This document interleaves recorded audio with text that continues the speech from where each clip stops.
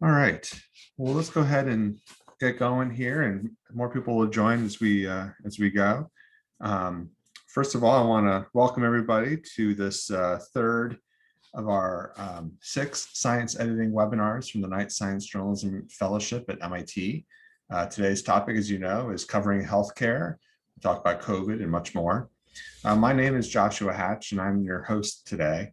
I'm a former Knight Science Journalism Fellow and the editor of the KSJ Science Editing Handbook, which you're going to hear more about in a moment. You can see a link to on the screen. These webinars are being held monthly on a variety of topics. If you missed our first two, you can see them at ksjhandbook.org/live. And all of these webinars are an extension of our recently published online science editing handbook, which you can find at, wait for it, ksjhandbook.org. I encourage you to visit there. You can read the handbook online, download it as a PDF, and fairly soon we're actually going to have some translations available starting with Spanish. That'll be on later this year.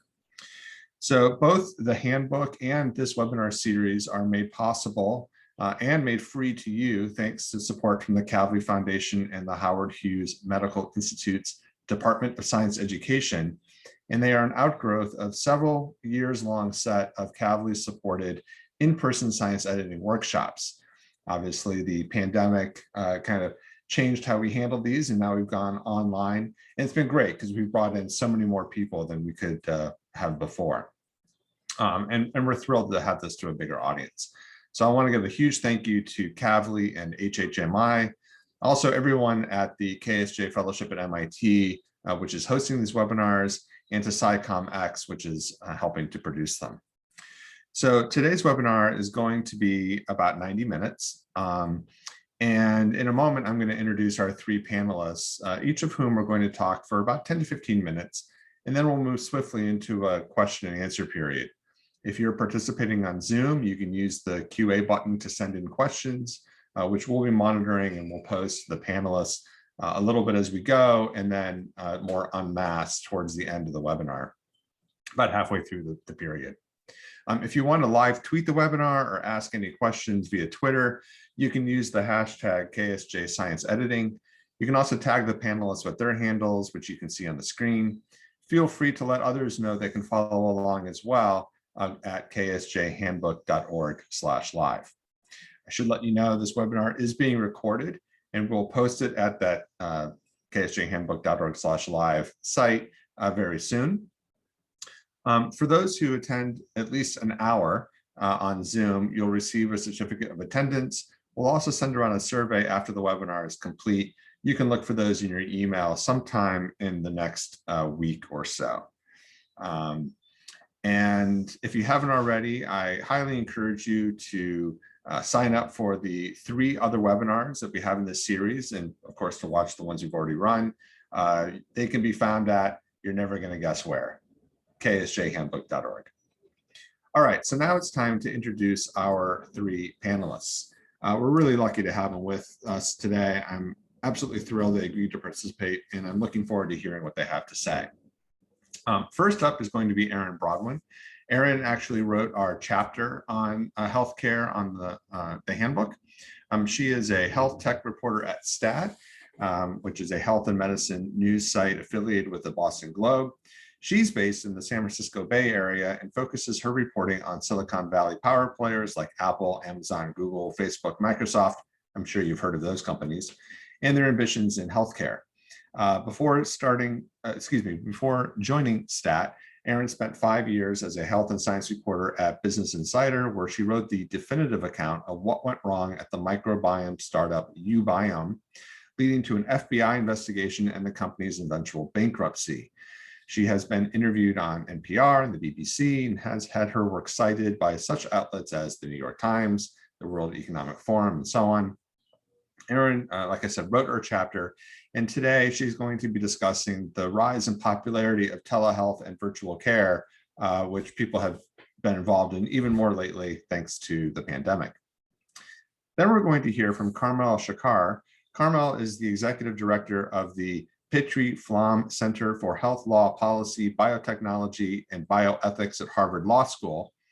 She's responsible for oversight of the center's sponsored research portfolio, event programming, fellowships, student engagement, development, and a range of other projects and collaborations. Carmel was responsible for designing, recruiting for, and launching both the center's Healthcare General Counsel Roundtable and the center's advisory board.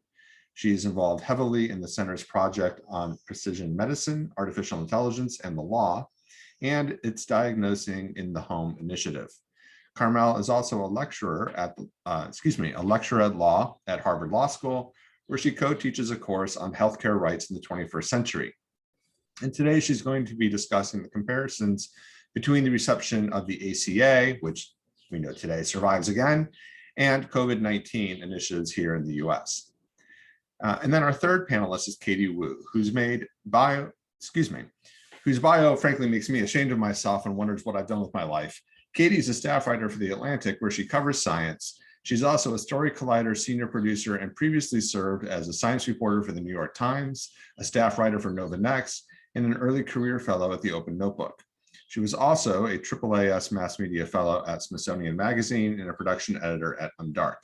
In 2018, she earned a PhD in microbiology and immunobiology from Harvard University and is the 2020 winner of the Everett Clark Seth Payne Award for Young Science Journalists. Katie will discuss how knowledge of basic science helps her coverage and how she's incorporated immunology, vaccinology, and scientific methodology into her journalism. And I should say, all three of these panelists make me wonder what I've done with my life. So again, let's make use of the chat and QA features. We'll make this as interactive as we can. We'll put your questions to these panelists as we go. And without further ado, let me go ahead and hand it over to Erin. All right. All right. Hi, everybody. It's great to be here. I'm Erin. As much as I could and am semi-leaning towards reading the entire chapter to all of you, I will not do that. I have seen some panels where that happens. I've myself been someone who tends to just read long, descriptions of things that I've put lots of effort into on panels like this. But what I'm most excited about for this one is the interactive components. And I really want to get to all of your questions because I can already tell based on some Twitter activity that it's going to be a pretty lively session and all of you are going to have some really smart questions. But I do want to set up a little bit of the context here. And so, some of what I wrote in the handbook and some of what I'll talk about here today is just really how fraught healthcare in the United States is. And this panel is really designed and the chapter is really designed for editors who are working on healthcare stories. And as an editor, one of your most valuable assets is really your skeptical eye. You are going to frequently come into contact with powerful institutions that shape a lot of the narrative, but often cause unseen consequences for patients and for consumers along the way. Oftentimes we are seeing, a new category emerge here that is the patient consumer, where those two categories are combined. And I think it's getting increasingly hard to separate them. But these institutions that I'm talking about include health insurance companies, they include hospitals, they include drug makers, and increasingly in recent years, tech behemoths, Apple, Google, and the rest of them, as well as their public relations apparati. And in a few examples, I want to talk about how what is often presented about these companies and about these developments is what I'll call, kind of the over story, if that makes sense. It's like the dominant narrative, the kind of gee whiz narrative, the narrative that you hear from press relations companies. And then there's kind of what I'd like to call the understory, or what you find by talking to outside experts in the field, what you find when you are talking to the end users of the products themselves, whether it's patients, consumers, nurses, clinicians. Oftentimes a lot of AI tools their end users are not patients, they are, caretakers. And importantly, the vast majority of people, all of us probably on this session, don't have the money, the time, the resources to vet some of these more kind of wondrous claims that are being made by companies and healthcare systems. And obviously that's not helped by the fact that we have a healthcare system that in general prioritizes later stage and costly procedures over what I think of as sort of continuous quotidian care. And that obviously results in worse outcomes for patients and society and has pretty significant implications for journalism too. I mean, innovative surgeries, glamorous new medical tools get a lot of attention, but everyday interventions that are focused on really preventing those later stage costly outcomes get a lot less airtime. So that tends to mean that underrepresented groups, particularly Black Americans and other people of color, experience disproportionately worse care and receive less care overall than white Americans do. So you, lucky editor you are, don't have just one job. You really have three. You probably have more than that, to be completely honest. You're not just a storyteller. You're a watchdog, and you're sometimes an investigator too. And so one other thing I want to kind of emphasize here is a lot of times we talk in journalism about this idea of being fair and balanced. And I really want to push back a little bit on that, in that it's typically presented as being, you want to present two opposing views. But in healthcare journalism, I think fair and balanced really means something a little different. It means weighing the potential benefits of a new tool or a new development to society with its potential risks and harms. And that to me is kind of the real definition of fair and balanced. That's what we really need to focus on in healthcare journalism. So just some really quick do's and don'ts that I want to talk about here. You often don't want to use words like cure. You don't want to treat a press release as a research study. You don't want to assume that because a study has been peer reviewed, it's free from bias or other limitations. You do want to use words instead of cure. You want to use words like treat, address.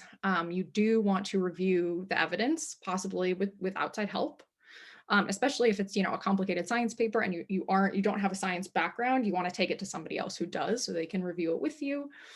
And you want to always encourage your reporters to be really mindful of potential gaps, limitations in the research, especially with regard to a little thing that comes up quite a lot, COI, or conflict of interest. Also with regard to the diversity of participants in a study, looking at race, gender, all sorts of different things. So I just want to talk briefly about two examples that come from some of my recent coverage and my recent ability to kind of look into some of these things, or I should say my recent, struggles trying to represent both the overstory and the understory, as I mentioned earlier. I'm sure lots of folks here who are familiar with health tech saw the deal between a company called Roe and a company called Modern Fertility. And I just want to talk about that for a minute because there's been obviously this splurge of interest in digital health and virtual care amid the pandemic. And, we've seen this explosion of mergers and acquisitions and fundraisers. It's impossible to follow all of it. I mean, I think for those of you who are familiar with like Series A, Series B funding rounds, I think I've seen more Series E's and F's than ever before. But there's a kind of overstory here, which is that Roe, this telehealth company that started out targeting men with just erectile dysfunction drugs, hair loss drugs, has been gradually branching out to offer more services. And what the overstory was here is that they acquired a women's fertility company called Modern Fertility. And most press releases focus on the fact that that allowed them to accelerate their leadership in women's health, which is great. And no doubt a very good thing as far as equity is concerned. But another important component of this, nobody here wants to just write press releases. You want to write in-depth, as I said, fair and balanced coverage. And another one of the sort of less talked about components of this deal is that it does have some implications for gender equity. Some of the folks that I talked to for this story, some outside experts, not just the people at the companies, talked about how they saw this deal as following kind of a well-established pattern where companies founded by men have an easier time accessing raising capital even very early in their histories, while companies focused on or founded by women often struggle to scrape together even a seed round or secure further financing. And Roe isn't alone in being one of these startups that's been successful in raising a lot of money while targeting only like half of the market. Or less than half of the market, I should say, because not everybody identifies as a man or woman. But Roe, there's Hims, there's several other companies here that had a focus on men's health. They were able to raise millions in their first couple of years. And then they went on to add health offerings for women. So One of the experts that I talked to for the story said, it starts with who starts women-focused healthcare companies and extends to who funds women's healthcare, which is mostly not men. And so that's an interesting component. I shared this example only to stress the fact that while there's, a positive story to be told in some of the press releases and the dominant narratives that are out there, there's also usually a more complicated narrative to be told as well. And so while ostensibly this deal has been really positive, it's also had some unforeseen consequences. So the overstory and the understory. And I will talk about one more example, and then I'll let all the other wonderful panelists get to their content. And I'm super excited to get to all your questions. So I will keep this brief, as brief as I can. So one other story that I covered recently is the fact that actually a lot of you probably saw this development. Google, I'm trying to decide between these two other examples that I have here. Google debuted an AI-powered dermatology tool to help spot skin conditions. So the overstory is like Google is, rolling out this new tool for skin conditions. It's great, and it's going to help people spot problems with their skin earlier on. All very good news. But the understory that I learned from talking to some outside experts, some clinicians, as I said, end users of these tools, is that there are some concerns here that this tool might, for example, increase the burden on clinicians by driving more people to healthcare facilities. Somebody might look at their skin, say, oof, I think this might be a problem. Look at it on the tool. The tool says, well, you could have XYZ condition. Then they, run to a clinic.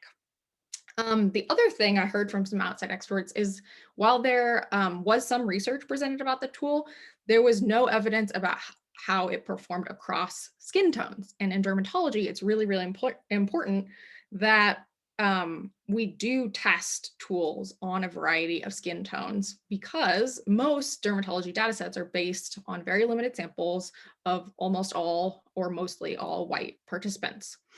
So when I was talking to clinicians about how they'd use this tool and how they saw it, they were saying, well, I really want to see some data about how this performs across darker skin tones. Like, all I'm really seeing here is how it might perform across white skin tones.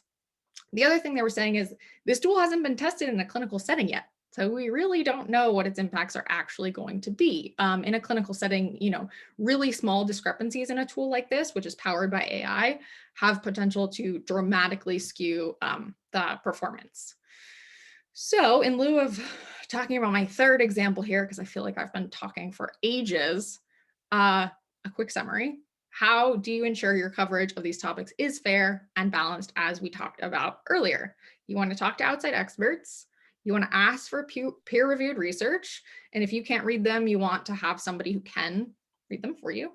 While you're reviewing them, you want to ask, what level of clinical trial or research is this? Who funded it?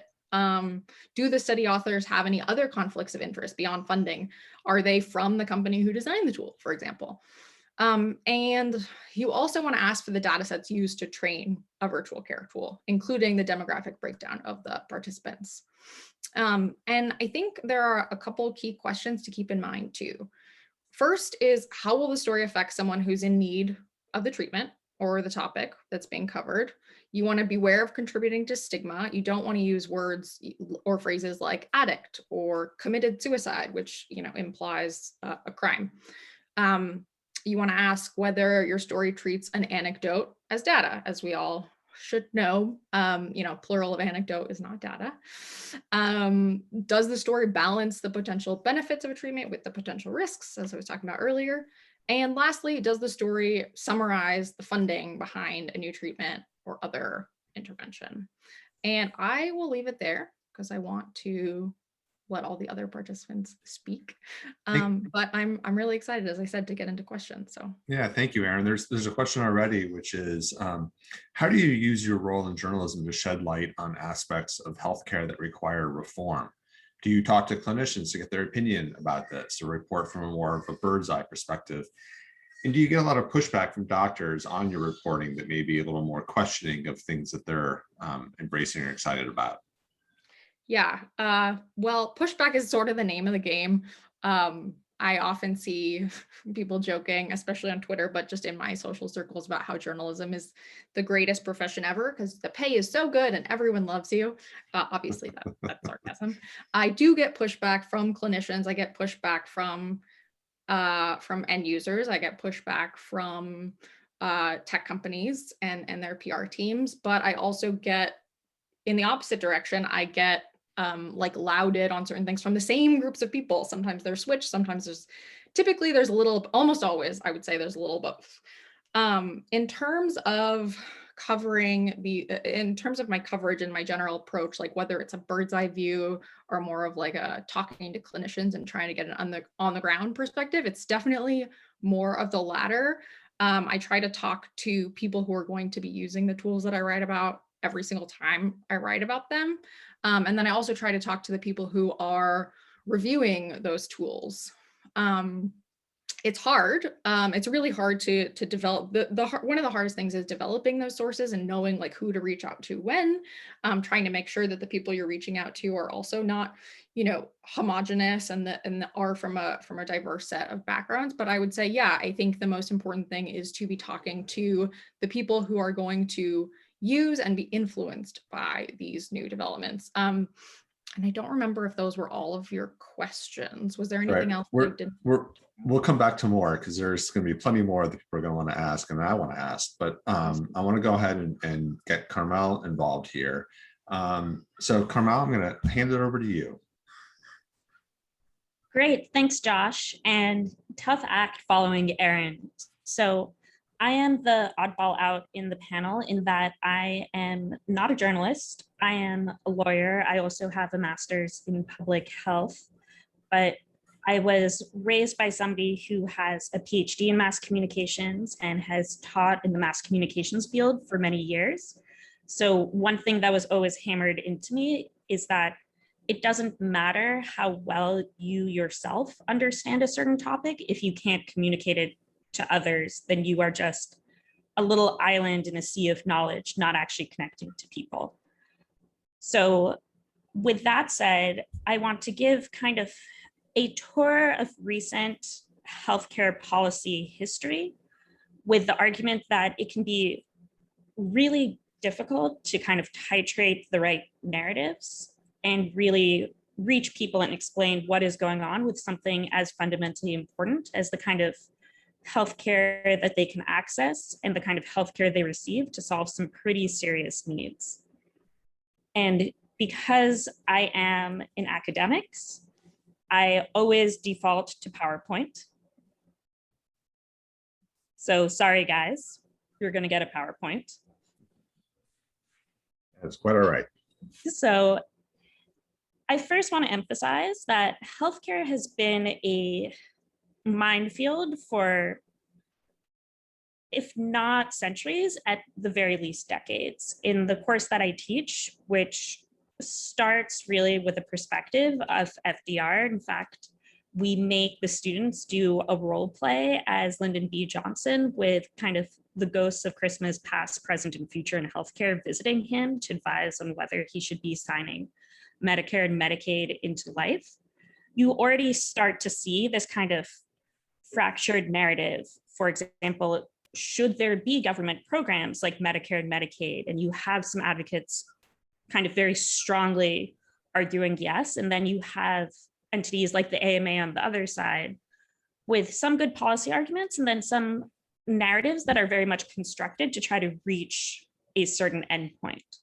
And I think one of the challenges in healthcare is that there are a lot of experts you can talk to who understand things very, very well, but are fundamentally trying to drive home a certain narrative. They want to get you to a certain direction. They want to say this policy is good, or this company is going to revolutionize healthcare, so we should allow it some leeway. Don't look too closely behind the curtain. And that can be, I think, really challenging for covering healthcare and covering healthcare in a way that is effective and nuanced and thoughtful. So I was not around for the LBJ administration. I know that probably seems shocking to all of you guys, but I was very much around for the rollout of the ACA. And here, when I proposed that I would be talking about the ACA, I felt a little bad, like, oh, I'm like kind of pulling out milk that's been sitting in the fridge for a week. It's probably still good, but it's starting to get a little funky and dated. But fortunately, today the Supreme Court ruled on yet another challenge to the ACA. So it feels timely and fresh, and probably in a year or two, there will be somehow yet another challenge to the ACA, and I can pull out this slide again. So as you all probably remember, there were a lot of narratives around the ACA, and what narratives people heard really depended on where they sat.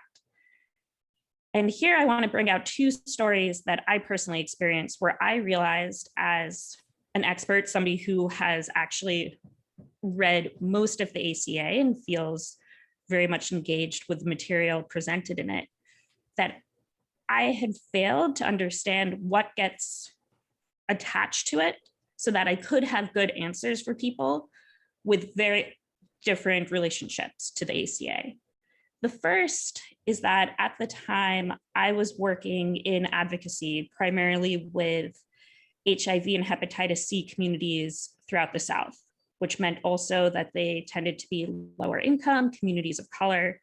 It was a lot of going to community health centers and church basements to hear what was working for them, what wasn't, and then leveraging the Harvard name to have meetings with policymakers to say, hey, here's what needs to be tweaked or fixed, or here's what's going well.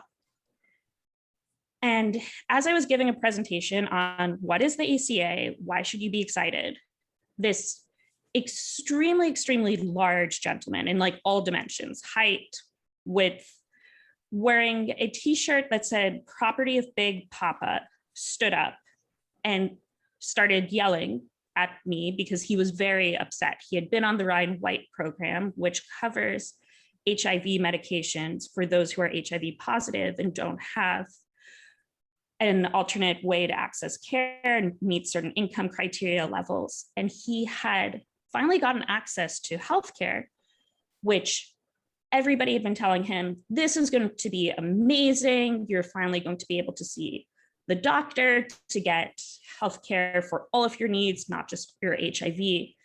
And he had been so happy to do so until he realized that the plan that he was enrolled in had really high co-payments and co-insurance for his HIV meds. And so all of a sudden, instead of basically being able to access them through program at very low to no cost, he was having to try to figure out a way to pay out of pocket. And he felt legitimately betrayed because everything he had been told, everything he had been reading in papers, hearing from advocacy groups, was that this was going to be an amazing thing for him. And it turned out to be a mixed bag. Like, yes, he could get his heart condition looked at, but if he can't afford his HIV meds, that's really priority number one for him. And I realized that I had no real answer for him because it was a legitimate problem that hadn't really been thought through. And I, as an advocate who was really invested in the success of the ACA, had really never thought about, okay, who is this well-intentioned bill potentially leaving behind? And so somebody had been interviewing me prior to my discussion with the gentleman who we'll refer to as Big Papa. I would not have thought to bring that up, and I probably would have been invested in maybe thinking about it in the back of my head, but not bringing it up because I would have wanted to get out good stories about how this is not a bill around death panels. This is actually going to improve access to care. It's so important, etc. The other story I want to bring up here is that at the end of this role as an advocate for the HIV and hepatitis C communities when it came to ACA implementation, it was 2016, Trump got elected, and my job switched over to really trying to communicate to Senate staff in particular why the ACA was so necessary and why it would devastate the economy, public health, their voters, etc., if it was repealed. And candidly, I was talking mostly to Republican staffers at the time because we already knew which way the Democrats were going to vote. And I remember sitting in the offices of one Republican senator who will remain nameless. And his healthcare advisor said something along the lines of like, well, yes, we're voting to get rid of expansion because it takes money away from the real deserving people who need Medicaid.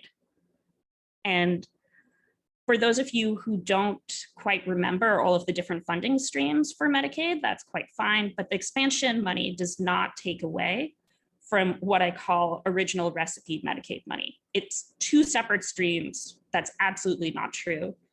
And again, I was really floored because I hadn't anticipated this talking point, which I realized had been circling around Republican staff and in more conservative news outlets. So I just wasn't prepared to respond beyond just saying, that's just not true. I'm thinking in my head, do you know how these programs are financed?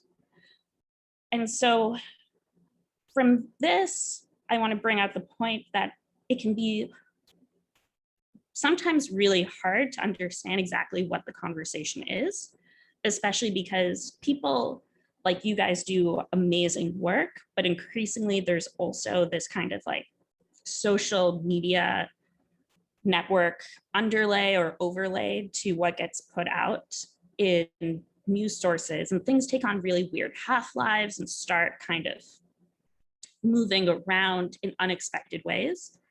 And it can be hard for people who are experts such as myself to anticipate, okay, what is it that we really need to be talking about? How can I be fair, both in the sense of saying, you know, overall the ACA is great, but sometimes it doesn't work for people like Big Papa, but also being able to say, and I know that this is a talking point, and let me give you an understanding of why it's not true and why it needs to be addressed.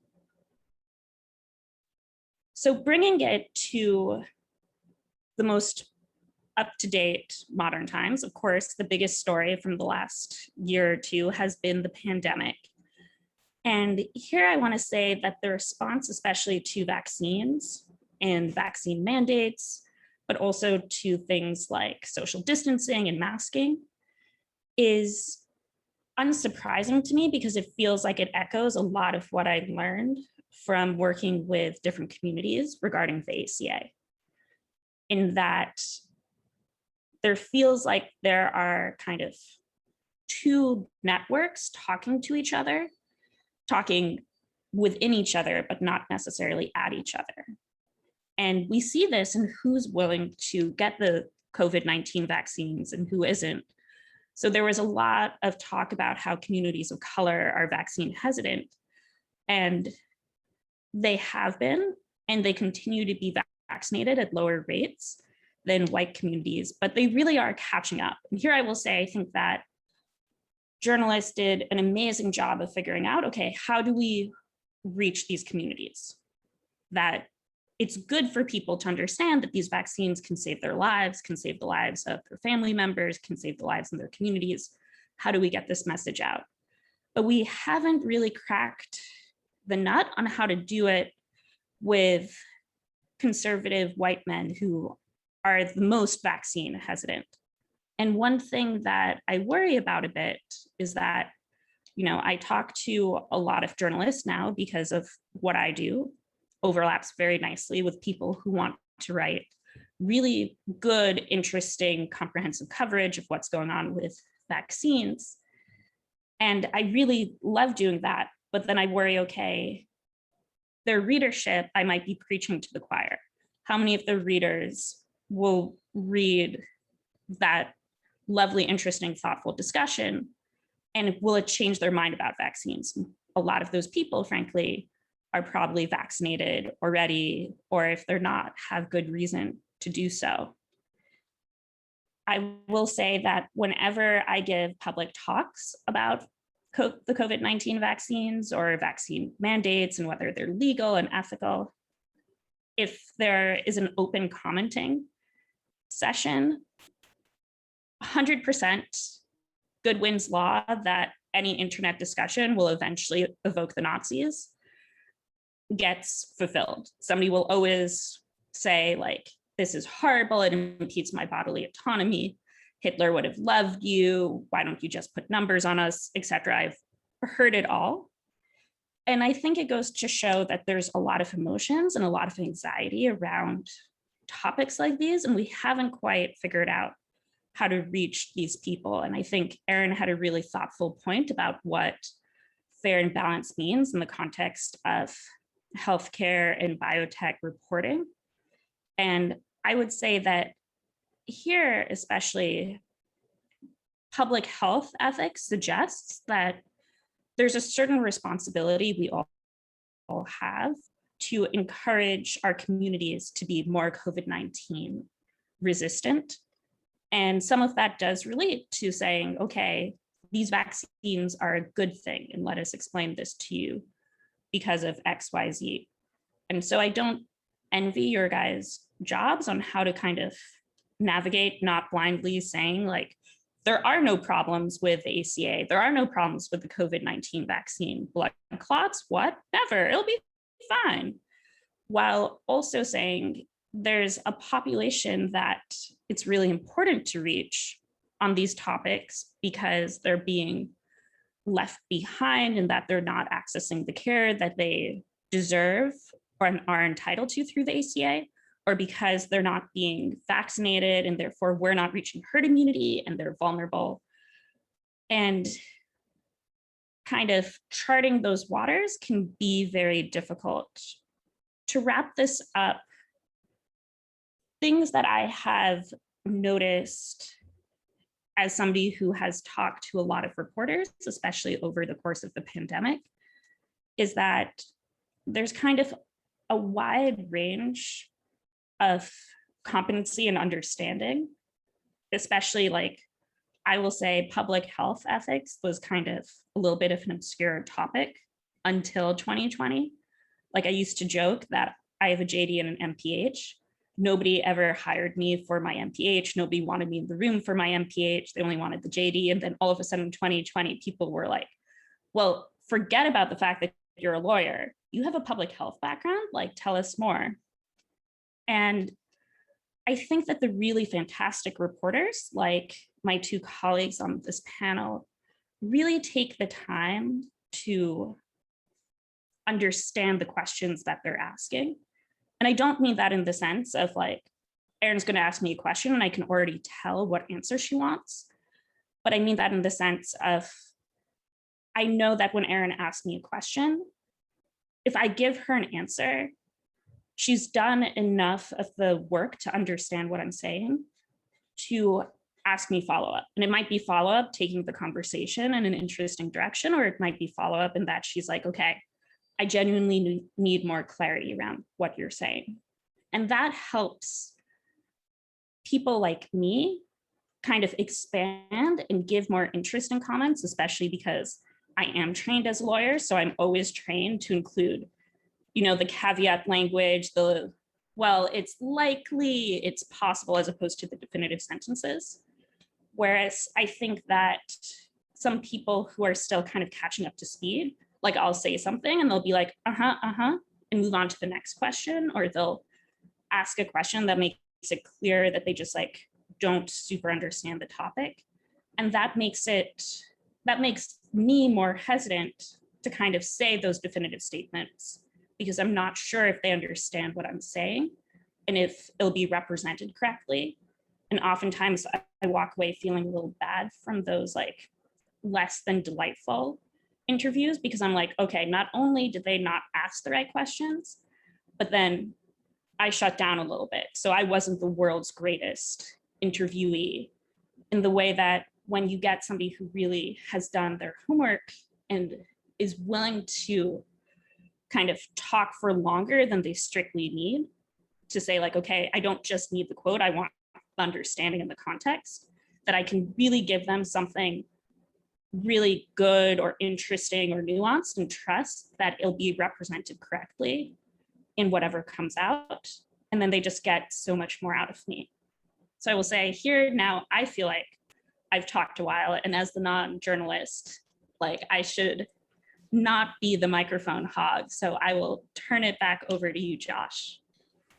Thanks, Kamal. That was really interesting and insightful. And it makes me have a comment or maybe a question, and forgive me in advance if it's an unfair one, but it seems to me that you're highlighting kind of a fundamental human problem, which is we all know that humans are bad at risk assessment. I think humans are also bad at sort of understanding proportionality. And with every healthcare treatment, there's a side effect. And with every policy, there's a side effect. It's not, no public policy is pure benefit at no cost. And I just, I don't know that I have a question necessarily, but it makes me realize that in both of these areas, it's very challenging to talk about the benefits. Or it's really important to not only talk about the benefits, but understand what the cost is and to be able to put them in proportion to each other so that people understand, yeah, it's not pure good. There's some downside to it, but it's in a proper ratio or something. I don't know if that comment even makes sense to you and what other thoughts that might spur.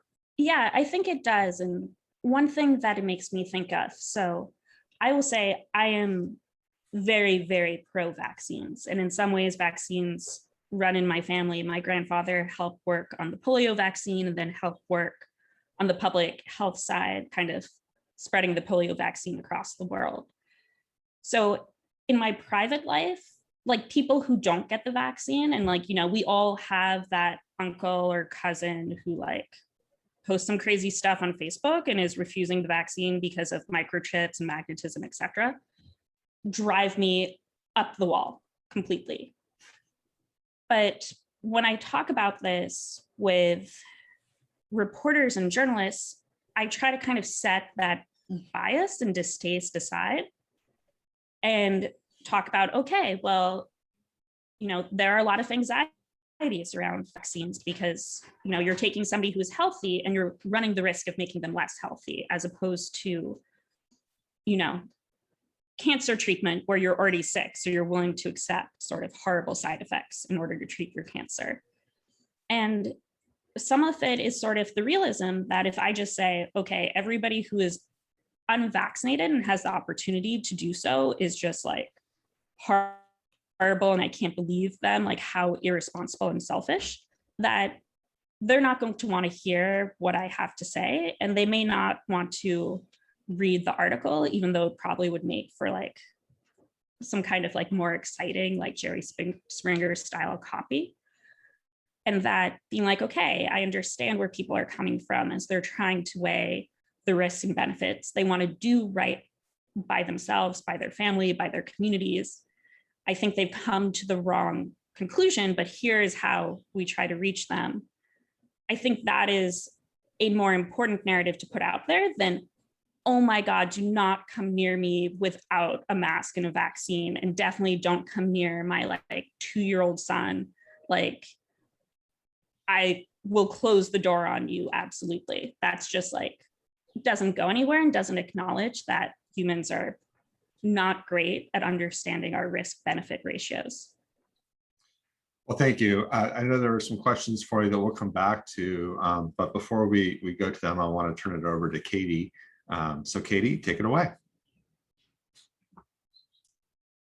Thank you so much. And you two are both very terrifying acts to follow. I think I will actually be a bit briefer, which maybe speaks to the fact that I feel like I'm here to learn as much from the two of you as anyone else.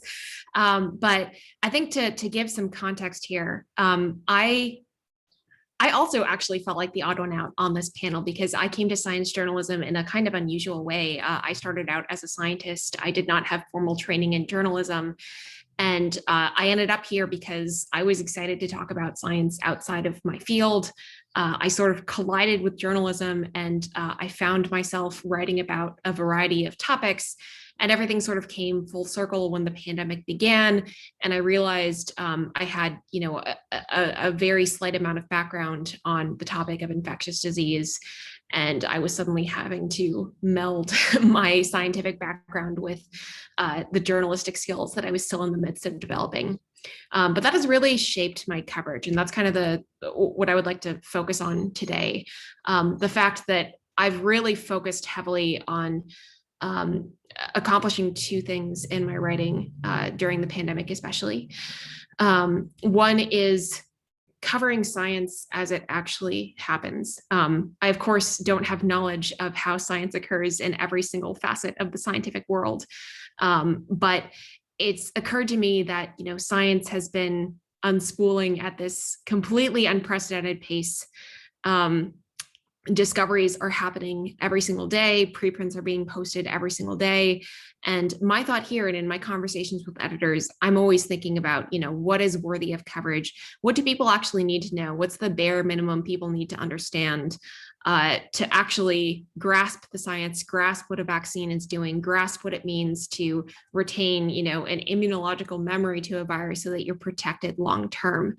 That is a pretty tall order because, our knowledge is changing literally every single day. And I think my goal has been to illustrate not only like this is how the scientific process works, this is the science behind the data, but also this is how it's gathered. And here is some sense making that can communicate to readers.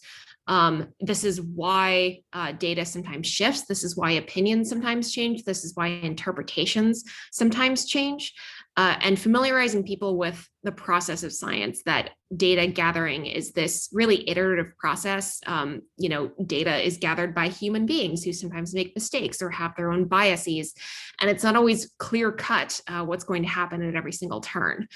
I think this is something that I actually had to learn and unlearn as I was transitioning from science to science journalism. I think I had kind of approached the process of science writing, thinking about it as like, oh, I'm just going to explain science to people and it's going to be super fun and everyone's going to be really excited about science. But when we get to topics that have real world stakes like healthcare, pandemics, when there are vested interests and stakeholders where like science can be monetized, not everyone is going to necessarily be held to account in the process of science. And part of the journalist's job is to make sure that we're taking an objective view, being frank when science is not necessarily, the hero. And going deep where necessary. That has really shaped my approach here, trying to be less of a scientist and more an objective observer who has had, I think, the privilege of having a little bit of scientific training to back up my coverage. The other thing that I think quite a bit about is I think in wanting to cover science as it actually occurs is making sure that I am highlighting the people behind these discoveries. And that could either be in a positive light, a negative light, or something in between. One of the stories that I was, I think, proudest to write this past year was about people working in laboratories processing tests for SARS-CoV-2, the coronavirus. And this was something that had sort of been on my radar for months, that there were these people working 14-hour shifts every single day, getting carpal tunnel syndrome because they were making such repetitive motions, like pipetting different bits of genetic material into tubes. And the only feedback they were getting were angry calls from healthcare providers saying, why aren't you getting these results to me faster? What is going on here? Why are these tests still making mistakes? Why are you still making mistakes? Why isn't this happening to my liking? So that really struck me. I think in covering testing this past year, it's been a really interesting collision of a couple different things. I had to think not only about how tests work, what parts of the virus they're actually searching for, the limitations about what they can tell people about their health status, the state of the virus, and where that data can go, but also how people like normal people, which includes all of us, are going to react to the result of a test.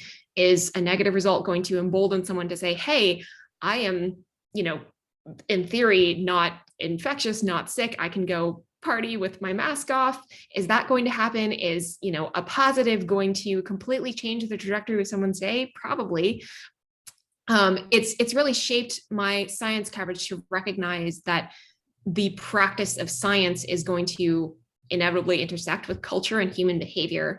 And I've expanded like my repertoire of people that I talk to, from, virologists and immunologists and epidemiologists to people who study risk-taking, human behavior, behavioral psychology, which has been really interesting. And understanding where those people come from and the sorts of conversations that they are having with other people has been really interesting. And making those people characters on the page is something that is really essential to me as well. I really liked some of Carmel's points about, when people are kind of on the other side of the phone call, what are the sorts of questions that journalists are missing? I'm always going to be missing something. And so something that has become essential to me and something that I talk to my editors very often about is, what can we cover that other people have missed? Can I literally ask someone at the end of a phone call, what are people missing? What are people misrepresenting? How can I better represent what your community and what you and your colleagues are actually going through? And sometimes it's a really good sign when the first response I get to that is like a big sigh, and then somebody has something to unload. I think I'll bring up a couple quick examples here. I already sort of talked a little bit about that testing lab workers piece, but a second example I'll use is something that I have thought a lot about in incorporating, I think, threads of basic science into coverage that intersects with healthcare this past year. People have been tossed so much information in this past year that really stretches, I think, the limitations of what we were all taught in grade school, high school, that we've had to completely shift our framework of what it means to interact with people in a society, what it means to coexist with microbes that might want to hurt us. And certain words, I think, have been really warped and misused in this past year. Even really, really, really, really simple things, or even really obscure things that we wouldn't have thought would be on the front page of the New York Times or the Washington Post. But what I am hoping to do with some of the pieces that I write is reframe some of those terms and make sure that people have, I think, a clearer understanding of like some of the concepts that we're dealing with. Reinfection is an especially fascinating word to think about in this context. I think when we think about like, hey, are people who had COVID-19 before going to be susceptible to getting infected with the same virus again? It's often sort of portrayed as a failing of the immune system, like our protection went away and suddenly we're vulnerable again.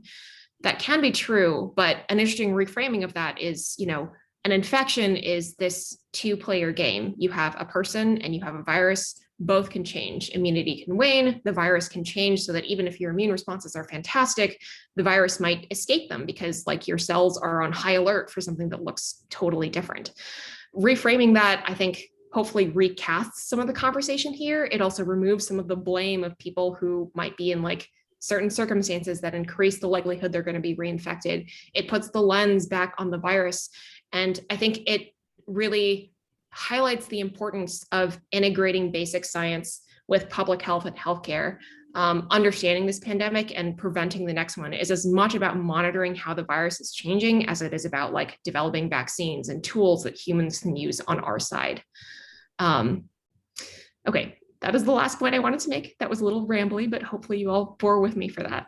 Thank you. That was great, Katie. I really appreciate it. And one of the things that you mentioned is that science is an iterative process. And I often think that we don't, or the public doesn't appreciate that journalism itself is an iterative process, that, we're sort of telling a story based on what we know, but we're constantly getting new information, or we're constantly looking at it the new framing. And it just struck me that there's a real connection there. Aaron, I know you had something you wanted to follow up with, so let me give you a chance, and then we'll get right into the questions. Yeah, I'm always looking at my own little face on Zoom every once in a while and like seeing myself nodding and thinking, oh, that's so annoying. But I just couldn't stop with both of you because Katie and Carmel, you were both making such good points that I was like, oh my goodness, yes. And just a couple things I wanted to emphasize. To Katie's point on science journalism and just, you know, how we go about this kind of fraught thing that we do every day. There's this constant battle between, and I think we're all fighting it, especially, you know, having some experience with this, you know, idea of clickbait and just different. One thing that we haven't really talked about is like, and this is a whole separate discussion, is like the financial models behind journalism and how, you know, shifting to an online model means shifting oftentimes to like deciding like, okay, well, people want this, we need clicks, we need ad revenue. And there's this constant battle happening between what people should and need to know, especially from a science and health perspective, especially during a pandemic, versus what they want to hear and will click on. And that's something that we're all, you know, struggling with, and it's really important. And then, you know, also on the point of objectivity, I think we oftentimes, or at least I oftentimes hear from folks outside of journalism that like the journalists are supposed to be these kind of like empty vessels that can just report on things without any sort of, you know, bias. And that's absolutely not true. Unfortunately, and fortunately, like we bring our whole selves to our craft. And I think it's really not so much about trying to, you know, we're all talking about some of our, you know, backgrounds and experience, and it's less a matter of trying to like shove that stuff away because, you know, we can't really, but like putting it into a right-sized container, almost like being able to bring and build from that experience, but also not prioritizing it above everything else. And so those are things that I think, I mean, there's no, you know, it's not black and white here. And then the other thing Katie was talking about with regard to, you know, the wording we use about getting reinfected and things like that, that just brings to mind so much about how we write about various struggles in healthcare. I mean, we always see narratives that are like fighting a battle with cancer or like fighting against this disease. And like, is that always the right terminology to use? Are people really, are they fighting? Like, does that accurately describe the science? Does it stigmatize certain things? Does it highlight things while, you know, putting kind of a shadow over others? I think those are things that are just important to keep in mind, as Josh was saying, you know, it's an iterative process.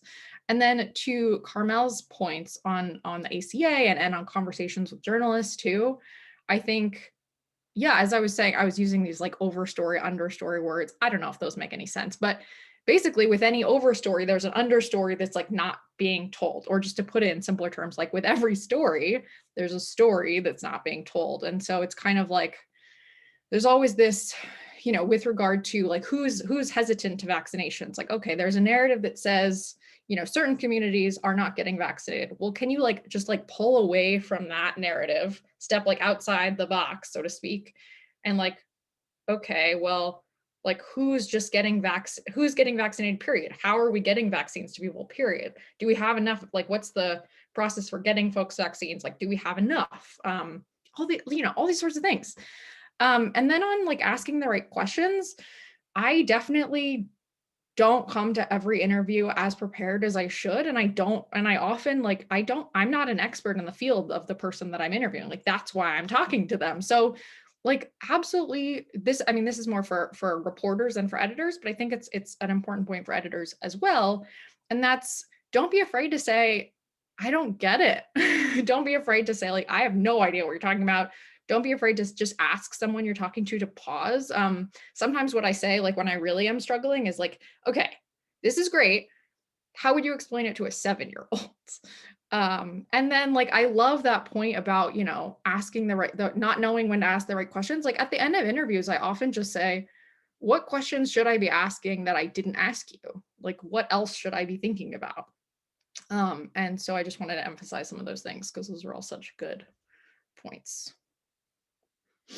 Thank you, Erin. I particularly appreciate all of them, and the comment about fighting as a disease, it really resonates with me because it suggests everyone who succumbs to a disease is a loser, and that always kind of grates on me. In the end, we're all going to lose. So I find that just a weird framing. Yeah. I have lots of questions myself, but I'm gonna show some restraint and go to the questions from the audience because that's why you're here. So let me kind of run through these. One comes from Sarah Davies. She asks, how do we as a culture deal with the idea of deserving versus undeserving care? During the AIDS crisis, there was a lot of talk about who deserved vaccines when they first came out, and also in general around the ACA. It isn't so much a matter of education, but cultural belief about compassion. And I guess, let's put this in a journalistic context. What are some ways that this issue of who deserves care, who doesn't deserve care, or the notion that there are people who deserve or don't deserve care permeates in culture? How should journalists handle that or think about that? Katie, I'm gonna start with you. I'm gonna call on you. Oh gosh. Sorry, I'm rereading the question. Unfairly.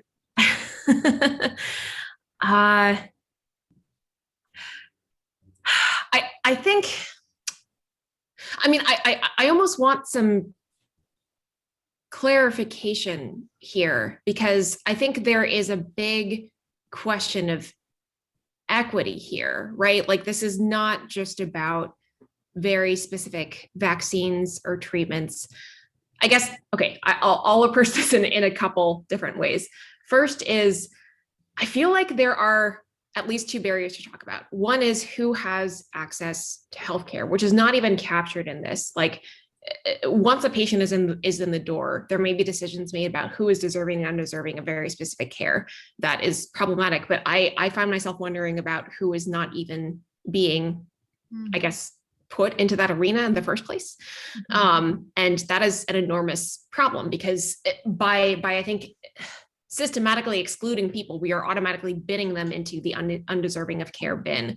Once people are in the door, I feel like there are a lot of things to discuss here about systemic racism, medical racism, as well as I think there are incredibly stigmatized diseases. You brought up AIDS, Sarah, which is obviously incredibly important to talk about in this context. I'm trying, I think one thing that has been on my mind as of late is, especially in the case of infectious disease, especially before the pandemic, infectious disease was sort of in large part stigmatized as something that happened to people who lacked access to sanitation in very specific parts of the world, people who had fewer access to resources. I think the pandemic has helped dispel some of that, but I do worry that as richer countries have more access to vaccines and treatments, diseases like COVID will increasingly be relegated to countries with fewer resources. And does that increase the stigma about, infectious diseases being stereotypically like a poor person's disease, a poor person's problem, while diseases like cancer are given many more resources in countries like these. I think there's a reason that, for instance, like neglected tropical diseases are by and large infectious diseases for which many treatments exist, many cheap treatments exist, but there's not the infrastructure or the care to fund them because they are impacting lower resource countries the majority of the time. Aaron or Carmel, do either of you want to address that question quickly? Yeah, well, a couple things. I think, this question of who deserves care is very important and comes into every single thing we cover, often in ways that we're not even equipped really to think about oftentimes in the course of writing, whether it's a breaking news story or whatever. There's this, it's like implicit in everything that we do. And I'm thinking specifically about who deserves care. There's also this narrative about who deserves to be careless. With anti-maskers, there's this whole kind of thing around certain people don't have to wear masks, or certain people's freedom is more important than other people's. And so that's a whole thread that I think could be spun out into its own discussion. And then with regard to a lot of the companies I cover are funded by VC venture capital dollars, and the money, this money is not this cash, this money that they are getting is not objective in any way. It is the fact that it's going to specific places is in itself making a decision about who is deserving of care. So like earlier I was talking about Row, which is awesome in many ways. Like it's making it so much easier for you, just like tap a couple things on your phone and you can like use cash. You don't have to use insurance, use your cash to get like all these different services. And now, you know, I talked about erectile dysfunction and hair loss drugs, but they offer so much more than that. And that's great. And they're getting tons and tons of money. I think their last fundraise was $500 million. They raised $500 million in one fundraise. And that's great, but it's also saying that the people who are deserving of the care that they provide are going to be the people who have access to tech, like probably have multiple devices, like laptop, maybe a tablet, a phone, because they're, you know, accustomed to clicking. There are people who are just super familiar with apps like this and with getting, and more importantly, like they're familiar with getting care this way. A lot of people are not familiar with getting care from like a tech company. They're used to going to a clinic. So that's part of what's making a determination. And then people, you know, as I said earlier, people with cash, people who don't need insurance to pay for the services that they are getting. And so that in and of itself is like making all these decisions, like it's implicit in deciding like, okay, well, this community or these people are deserving of care. And I'm not saying that any of the companies who are in this space are deigning themselves to make these decisions, but they're already there. You know what I mean? And so bringing that back to journalism, like choosing to cover these companies when we write about these companies, we are furthering narratives about who is deserving of care. And Aaron, you say Row, forgive me, is that the company behind like those Get Roman ads? Is that what that is? Yeah. Yeah, I mean, I don't mean to They're single them. everywhere. I just brought them up earlier. No, I'm just trying to connect what I've seen to a name I didn't know. Roman. Yeah, okay. Carmel, I want to, there's a question specifically for you here, which is, Abba asks, what should we include in our writing to prevent further polarization and a more rational acceptance of science and facts? Is it something beyond the idea of balance? Yeah, so I think balance is actually not a great goal to aim your ship at, because balance implies that like there's always going to be two equally valid sides, and sometimes there isn't. Sometimes there's a side that kind of has science and empirical fact behind it, and there's a side that has angry Facebook rants behind it. And like you could try to be balanced, but like you're actually not being fair in that you're maybe prioritizing some voices too much. But I think it's important, and this relates back to the previous question, to unpack and understand, okay, what are the assumptions I'm making about the people who are going to be reading my book or my article in terms of their relationship to science, to healthcare. So for example, I gave a talk one week a couple of years ago about, is healthcare right?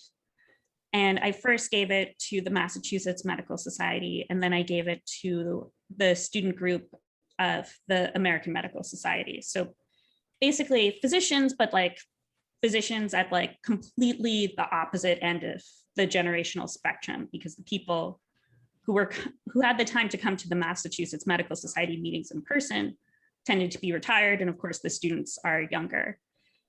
And the cultural assumptions around what is the role of the physician in ensuring the health of his or her patients were so very different. Even though that talk was entirely the same, I got questions from the older generation like, my job is to take care of my patient's medical care. Why should I take care of their health? Or if somebody has been engaging in unsafe sex or in drug use and gets HIV, why should that be society's problem? Whereas the students were basically angry at me because I wasn't willing to say, okay, we should just switch over to single payer government run healthcare, because I was like, the amount of pain it would cause our economy to go through it might actually be just too much for society to bear. So how do we kind of take baby steps to improve access to care, knowing that we've kind of gone too far down this path to fully pull a Bernie Sanders? And both of these groups, despite being physicians, had really different assumptions. And I think a piece that kind of speaks to how do we unpack the assumptions that people bring to healthcare that is really nice. And I know this is not actually actionable advice because it's basically saying, oh, everybody should be more like Atul Gawande. And if we could all be more like him, he wouldn't be so remarkable. But he had a piece in the New Yorker called Is Healthcare Right?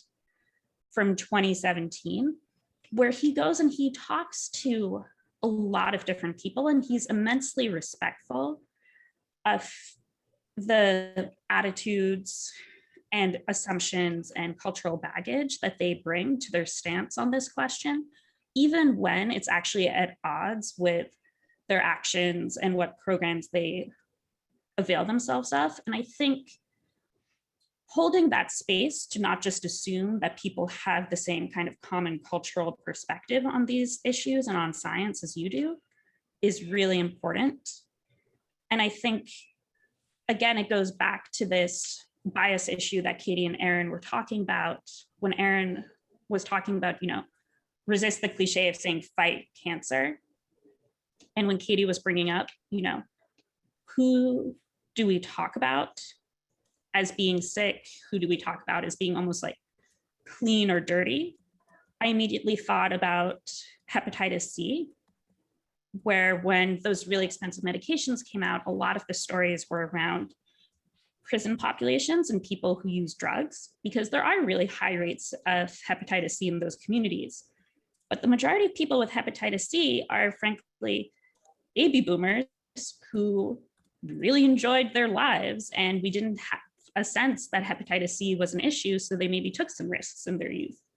And I think if the framing had been much more like the face of hepatitis C is like the person who lives down your street as opposed to people in prison, then we might not think of hep C as like, oh, that's a dirty disease. The bodies who have it are dirty and somehow less worthy of our compassion or our social resources than if we were framing it as this is a disease of like your mom and dad and your uncle and maybe you, and it's normal. Like that's what happens when you live life. You get exposed to stuff and things happen. Thank you, Carmel. I posted a link to that story in the chat. And if I remember correctly, he went back to his hometown, which is Athens, Ohio, to talk to people there. And there was one story about a woman who, if I remember this correctly, it was a while ago since I read it, was angry because someone she felt didn't deserve her tax dollars because of the lifestyle choices they made, and so didn't want her tax dollars to support their lifestyle choices, even though her tax dollars also would have improved her own healthcare. And it reminds me of a video that sort of gives an idea into sort of primate psychology, which includes us, of two capuchin monkeys. One is given a piece of cucumber, he eats it. The other one's given a piece of cucumber, he eats it. First one's given a piece of cucumber, he eats it. Second one's given a grape, which is like, capuchin caviar. Second one eats it. First one's given a cucumber, he looks at it and throws it out of the cage. He's so angry that the other monkey got something better than he did. He wasn't willing to eat something that previously had been perfectly acceptable. Unfortunately, I'm sure if you put two people in cages and did the same experiment, you'd have the same result. Anyway, so Erin, one of the things that you brought up at the top was sort of the relationship of big tech in healthcare. And I wanted to sort of quickly touch on two things. One is, those 5 companies we talked about are all American-based companies, and yet they have an international reach. And I'm curious to the degree that international law, and maybe Carmel is something that you can touch on as well, their involvement in healthcare touches on things that aren't necessarily about care itself, but about all these other things that are going to deeply influence how people relate to these healthcare technologies and tools and resources.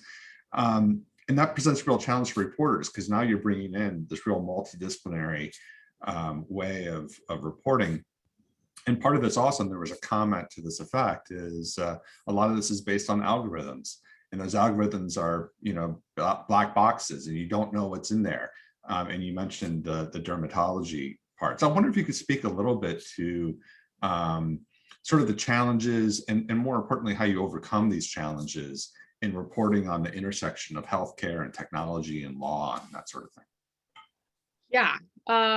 Oh my goodness. So many questions in one question, all really, really good ones. I will try to answer them as best I can. So I'm so glad you brought up the dermatology tool, because I think I'm trying to pull it up, but one of the most interesting things to me about this tool was that Google isn't going, so as you said, they're American companies, but they have presence everywhere. And they're actually not going to the US with the tool first. They're not debuting it in the United States first. And one of the reasons for that is because, the Food and Drug Administration, FDA, it is a very hard process to get a device that uses AI. Well, I shouldn't say it's very hard. It's actually not hard enough in many cases. But it is an arduous process sometimes to get a device approved by FDA. I guess the real other end of that is that oftentimes companies just simply bypass and don't get the approval that they should to have their tools being in use. But for Google's part, I believe they went to the EU first with their tool. And that to me was extremely interesting, because essentially this tool is going to be kind of beta tested on this other population, even though it is, as you said, like an American company.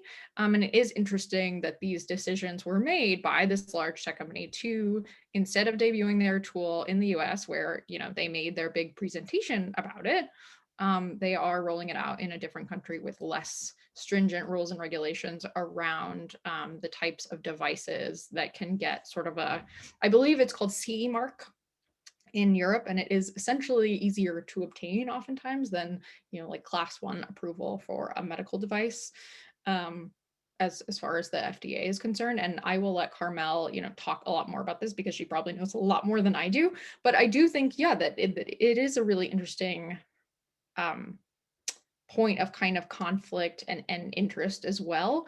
I think, as a journalist, one thing that was really important for me as I was writing that story is, aside from talking to clinicians and end users of the tool and all that, talking about the fact that Google does plan to release this tool in the EU before releasing it in the US, and like, what do they think about that?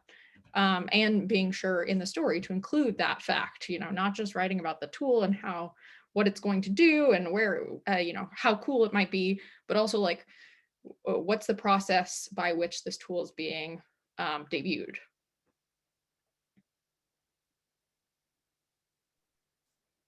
Yeah, and here I will say that, like, speaking as a lawyer, and I'm American, so I'm mostly focused on American law, but sometimes I think the narrative of using whatever regulatory tools you have available to achieve the best outcome for yourself or your client can look a little bit nefarious, but actually there's kind of a lot less to it. So like Erin brings up, there's something that feels a little strange about an American company talking about this product that they designed and having like talked about it in America, but then launching it in Europe.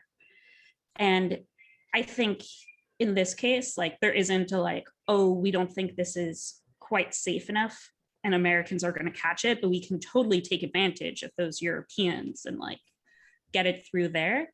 I think it's just sort of where European regulators are and trying to figure out how to deal with AI algorithms, and especially like algorithms that may update themselves versus the FDA. And if I was a lawyer saying, okay, the FDA is like a little bit further ahead in articulating what they want, which means that you would be one of their like first test cases, and like, you don't want to be first in this case. This isn't winning a gold medal. This will be more scrutiny. They'll be very aware they're setting precedent. Like, what a headache. Just like go to the EU, where they're still kind of shrugging their shoulders a little bit.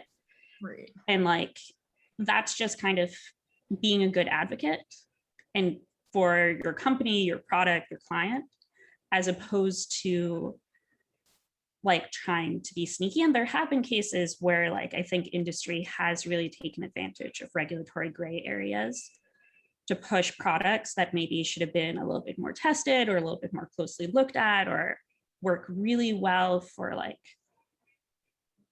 white people, but not well for African Americans, for example. And I think some of the challenge for reporters is figuring out, okay, is this just kind of a good business decision and good kind of client advocacy? Or is there really something more to here? Does this weird feeling translate into something problematic? Right, right. And I mean, I didn't even get into the fact that, you know, there's a whole issue in the US. The FDA is very aware of this. I mean, right now the framework is largely, as far as regulating AI devices, to regulate them as static, unchanging products. And AI devices increasingly are learning products. And the FDA doesn't really, they're working on it, but they don't really have a framework to do that yet. So it could just be that the framework, you know, in Europe actually is more flexible and more appropriate for what Google's doing right now. But yeah, I mean, this whole international lens on things does bring into everything that we're talking about another layer of complexity. Yeah, it's so clear that, you know, healthcare permeates so much that you really have to zoom out a little bit in order to capture really what's going on. Katie, there was a question here from, I hope I pronounced his name correctly, Annalise Winnie, who writes, I love your writing style and your ability to describe complex topics and fun, tidy analogies and metaphors. And she wants to know, what is your process for inspiration for your writing and for what you come up with? Oh gosh, I'm not sure I have a good answer for that. I don't know how purposeful that is. I think what drew me to writing about science in the first place was I was just so brought in by all the themes that I saw repeated over and over and over in biology, especially. Sometimes when I talk to students of writing, one exercise I have them do to sort of distill complexity into something approachable is like, everything in our world is kind of the same, you know, maybe 5 to 10 motifs repeated over and over. So describe something super complicated using a metaphor of like an appliance in your kitchen. There's probably nothing out there that can't at least be partially explained by some home appliance, because we have copied nature. These are the things that we're familiar with. I think that is something that helps a lot. Another thing that I probably should have emphasized even more strongly earlier is I do try and give a lot of voice to scientists doing the work, because they are far more familiar with what's going on than I am, whether it's something medical, something that delves into the realm of basic science. They have thought about these things for years, and sometimes they can be incredibly powerful characters on a page. For a reader to see themselves reflected in like a human being in a story, that can just be as salient as a quippy metaphor. And that's something that I try to do over and over and over again, especially being conscious of the fact that in healthcare, in science, in medicine, we still do have an enormous overrepresentation of people who identify a certain way. Still a lot of white men, which is true of a lot of different fields. I hope that's really starting to change and people are starting to be more conscientious about that. But I think knowing that we want our readers to be as diverse as the world actually is, the more that readers see themselves on a page and see themselves reflected in the experts and the scientists talking to them, that could be an incredibly vivid way to communicate something as well, because these are the people who are going to come up with ways to explain things that a very homogenous population is not going to. Indeed, thank you. There's a series of questions that are all addressing a similar kind of thoughts. I'm going to try and kind of condense them into a single question, which is, you know, especially with healthcare, people are passionate about things. They're worried. They may not understand. They may jump to conclusions. Excuse me. I'm thinking about, and they may not always seem rational, or they may seem crazy to people who are more grounded in science. And I'm thinking about, you know, and also in a world of online, so many things can so easily spread and so easily go viral, for lack of a better word. And so, classic example recently is the woman testifying or speaking to the Ohio, I forget what the panel was, but talking about the magnetism and so on. And it's easy to be dismissive of that and to just, say, God, what a lunatic. But we've seen how much of that can really take hold, whether it's pandemic or other things. And so to sort of condense some of these questions down, from your perspectives, what can you do to not further alienate and divide, but clearly demonstrate what is and isn't reality, what is and isn't true, and to try to sort of lift the understanding of the public? And it seems like I mean, I know this has kind of been addressed already, but maybe a little more directly. That seems like a real balancing act and tough to do. And I'm curious what thoughts or tips, and also as editors, what can editors do to help support initiatives to strike that right balance? I hope that question makes sense, and I hope it addresses a lot of the ones that have come up in this chat. Who wants to go first? I can start with this one. This is one that I think about a lot, and I, again, have no perfect answer because so much of it is a case by case basis. But when there is, I think there's a couple things to touch on here: misinformation, politicization, and when people feel incredibly strongly about something that has enormous personal stakes.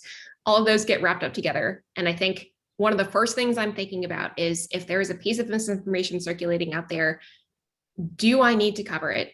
And if I do cover it, how do I cover it in a way that I make sure my reader remembers the actual thing and not the misinformation itself? That dictates the entire structure of the piece, and it can get absolutely wild.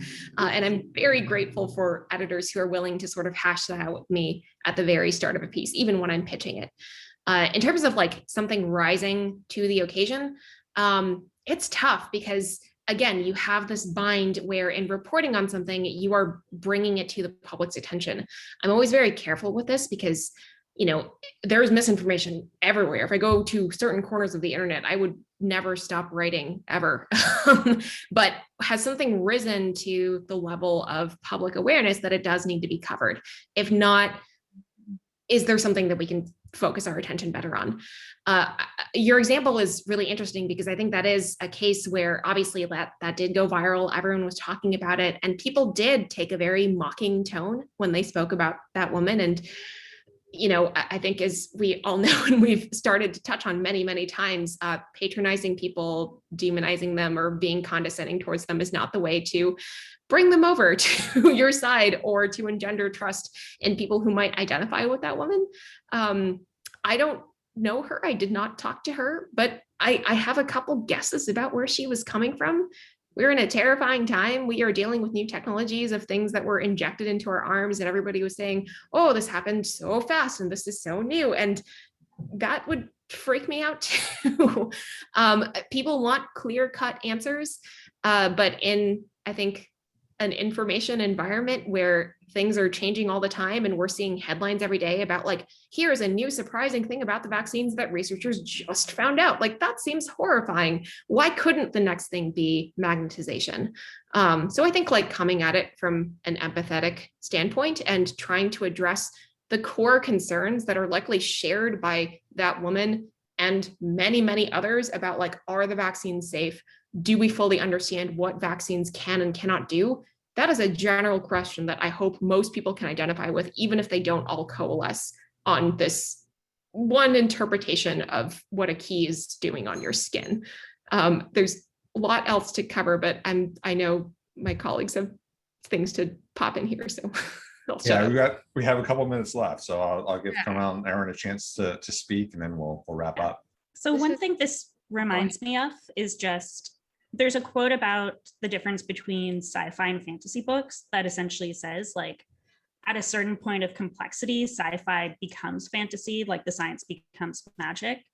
And I think that part of kind of the journalism profession's job is to try to keep the science from becoming magic or becoming fantasy for a wide variety of readers. To say, like Katie's point, that, like, a lot of information comes out about these vaccines all the time, and they're mRNA vaccines, and what does that even mean, et cetera, that it becomes believable. Like, maybe it is magnetic. Maybe Bill Gates is reading all of our thoughts. Like, that seems equally plausible to me. And I think the challenge, not just for the science, but also for the context, for like, why is Congress behaving like this? Or what is an EUA coming out of the FDA, and what does that mean, and why was that used? Like, the really breaking it down to say, okay, this should not feel like fantasy to you. This should feel like sci-fi, like maybe a little bit of a stretch and complex, but understandable. And that's really the amazing thing that you guys all do to keep it out of the fantasy section of the bookstore. Aaron, you get the last word Oh dear. if you want it. Well, first of all, I love that analogy because I'm a huge sci-fi nerd, but sometimes delve into fantasy as well. And I think, yeah, Katie made some really good points. Carmel made some really good points. Avoiding stigma is extremely important. Don't want to do that. We don't want to stigmatize anyone. Don't want to treat anyone as stupid. And what I think really the COVID, I mean, to put a positive spin on this horrible, horrific pandemic, one thing that it has made really clear, especially with regard to like the science, if we remember the science that was coming out with regard to masks and the various directives that were being given at the time and how drastically they shifted, it really has demonstrated that science is changing all the time. I mean, we talked about this and an iterative process that it and journalism represent, but the science is changing all the time. So I guess, you know, as an editor, as a reporter, what's most important, in addition to not treating anyone as an idiot, as stupid, because you shouldn't do that, is like, you know, kind of instead, like flip the lens on yourself. Like, how in the future might this look really dumb? You know, or essentially ask yourself, like, or constantly challenge yourself and remind yourself that we don't know everything. There's new science all the time. There's new discoveries made all the time. And so this story that I'm working on right now, like, I can't answer all the questions, and I don't know definitively that, you know, X thing leads to Y, but we do see that X may be related to Y. And while some of that's not completely understood, you know, these are kind of the ideas that we have, or the best ideas that are emerging from the best experts in the space. And with regard to like whether or not it's newsworthy, yeah, that's also a really tricky thing to determine. Like, do I need to cover this? Is it important? How does this contribute? And I think with as far as that goes, that kind of relates to a point I was bringing up earlier in terms of not so much is it fair and balanced in that I'm representing two sides, but is it fair and balanced is in that this thing that I'm about to write about or choose not to write about, does it weigh equally the risk of public harm with the risk of public benefit, or like further education, furthering the science? Terrific. Well, thank you all so much. You know, again, I think that you all really said this, is that both science and journalism are a process, and, you know, being thoughtful about that and helping to communicate that is what's so important. And I think is what's important about these webinars. And I think the people who, you know, you all and the audience, I think really understand and appreciate that. We're just a little over time here. So I want to say thank you to all three of you, Aaron, Carmel, Katie. I really appreciate it. Everybody who joined us, I appreciate you joining us. Thanks again to the Kavli Foundation, Howard Hughes Medical Institute's Department of Science Education. Reminder that this webinar is recorded and will be posted on the ksjhandbook.org site. Again, please come to the site, check out the handbook. Some of the other questions here were about some tips and do's and don'ts, things that Aaron actually has in that handbook, and you can find it there. Again, for those on Zoom, there'll be some follow-up with certificates of attendance and a survey. And again, if you haven't already signed up for the 3 remaining webinars coming up, please do so. The next webinar is July 20th, I believe. I should have the date right in front of me, but I don't. But it's the 3rd Thursday in July. And again, I appreciate everyone being here. Thank you to the panelists, and stay safe, be healthy, and take care. Bye-bye. Thanks, everybody. Bye. Thank you, everyone.